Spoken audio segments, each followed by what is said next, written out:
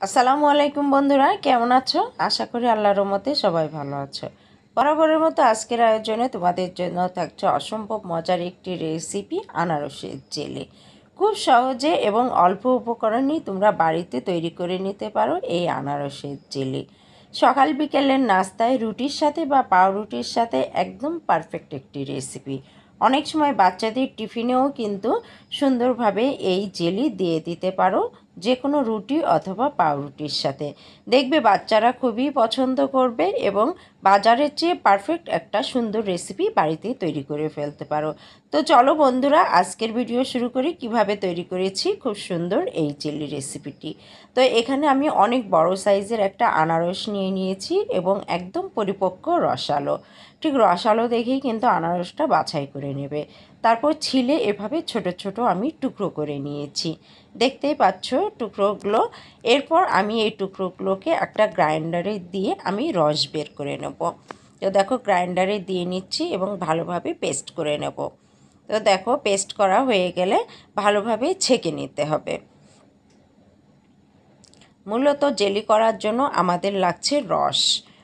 আর দেখো কি সুন্দরভাবে একদম মিহি হয়ে গেছে একটা পেস্ট। এই পেস্টটাই আমরা ভালোভাবে ছেঁকে নেব। উপরের যে আঁশগুলো থাকবে সেই আঁশগুলো ফেলে দিতে হবে। তো সুন্দরভাবে ছেঁকে নিচ্ছি একটা ছাঁকনির সাহায্যে।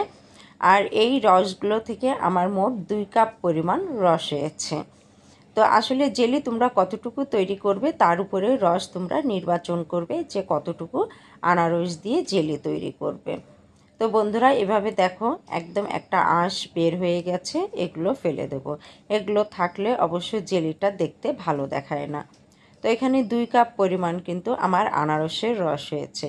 একটা পাত্রে দিয়ে দিলাম, আর দিয়ে দিলাম এখানে 4 ভাগে 3 ভাগ চিনি। তার মানে 1 কাপ পরিমাণ যে মেজারমেন্ট কাপ আছে সেখান থেকে 1 কাপে 3 ভাগ পরিমাণ দিয়ে দিলাম চিনি।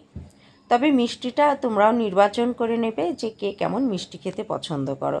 তবে জেলিতে একটু বেশি চিনি দেওয়ার প্রয়োজন হয়, কেননা একটা বাইন্ডিং তৈরি করতে চিনিটা একদম পারফেক্ট কাজ করে। আর দিয়ে দিচ্ছি এখানে কর্নফ্লাওয়ার। এখানে 1 টেবিল চামচ পরিমাণ কর্নফ্লাওয়ার 1 টেবিল চামচ পরিমাণ পানি দিয়ে ভালোভাবে মিক্সড করে নিলাম। যখন ফুটে উঠবে তখন কিন্তু দেখো আস্তে আস্তে আমি এই কর্নফ্লাওয়ারটা দিয়ে দেবো, ঠিক নামানোর 3 থেকে 4 মিনিট আগে। দেখো এরপর আস্তে আস্তে দিয়ে দিলাম এবং একাধারে কিন্তু নাড়তে থাকতে হবে, নইলে একদম দলা পেকে যেতে পারে। দেখো নাড়তে নাড়তে অনেকটাই একদম ঘন হয়ে আসবে।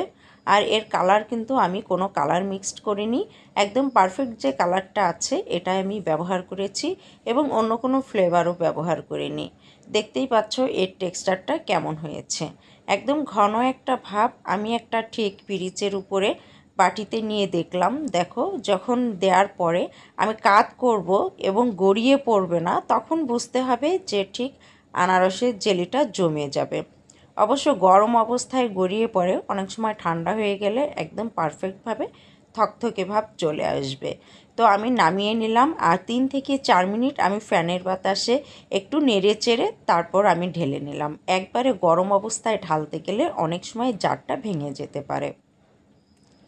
তো অবশ্যই এখনও গরম আছে, এই গরম অবস্থায় আমি কিছুক্ষণ ফ্রিজে রেখে দেবো ঘন্টাখানেক।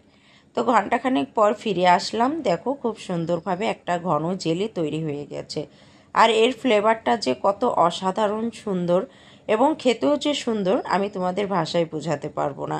তোমরা যে কোনো পাউরুটি বা রুটির সাথে পরিবেশন করতে পারো, তাহলে দেখবে খুবই ভালো লাগবে। আর খেতেও কিন্তু অসাধারণ। আমি গ্যারান্টি দিয়ে বলতে পারি যে বাজারের চেয়ে বাড়িতে তুমি এভাবে যদি তৈরি করো তাহলে দেখবে জেলিটা খুবই সুন্দর হবে এবং খেতেও ভালো লাগবে। তো বন্ধুরা, যদি আমার ভিডিওটি তোমাদের একটু ভালো লেগে থাকে তবে অবশ্যই চ্যানেলটিকে সাবস্ক্রাইব করে পাশে থেকো এবং ফ্যামিলি এবং ফ্রেন্ডদের সাথে শেয়ার করতে ভুলো না।